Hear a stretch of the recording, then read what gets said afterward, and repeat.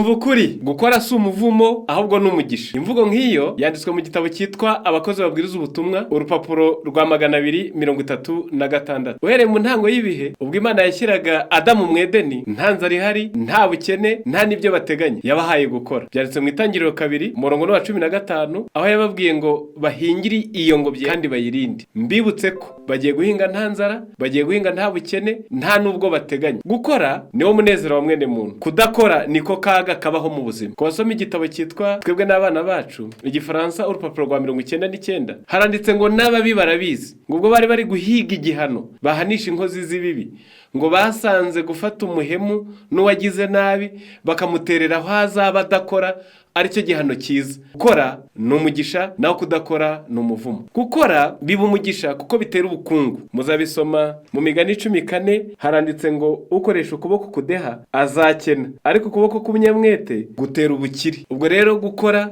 si ibyo gusa bikora, ahubwo bituma n'ubwenge bwaguka. Gukora bitunganya impagarike, gukora birinda iby'umwuka, kuko umuntu uhugiye ku murimo ntabwo abona akanya k'ubukubaganyi. Ndetse mu gitabo cyitwa Inama ku babyeyi, abarezi n'abanyeshuri, urupapuro rwa 286, ho baravuze ngo aho kugira ngo abantu babeho badakora, ngo ahubwo Imana yabyemera bakaba mu bukene, ngo kuko bwarinda abasore n'inkumi bacu kuzabaho umudamararo watuma bandagara bakandavura, bitewe n'uko kudakora bitera abantu kugwa mu byaha. Rero gukora ni umugisha, ntabwo gukora ari umuvumo. N'indwara nyinshi izi mubona zabaye akarande, cyane cyane iz'abantu barambanye, zahindutse nk'ubumuga. Abazasoma igitabo Intekerezo, Imico n'Ubumuntu, umuzingo wa 2 ku rupapuro rwa 706 mu Gifaransa, izi ndwara nyinshi zabaye akarande, ngo bajya batinya gukora, ngo baremba, ngo bamererwa nabi, ngo ntibazigera bakira, ngo keretse nibahaguruka, ngo bakabwira ubwenge bwabo kwibagirwa ko baribwa n'umutwe, ko baribwa n'umugongo, ko baribwa n'ibihaha, ngo maze bagakora. Nibyo bizatuma bagira umugisha. Abazasoma icyo gitabo n'ubundi ku rupapuro rwa 626,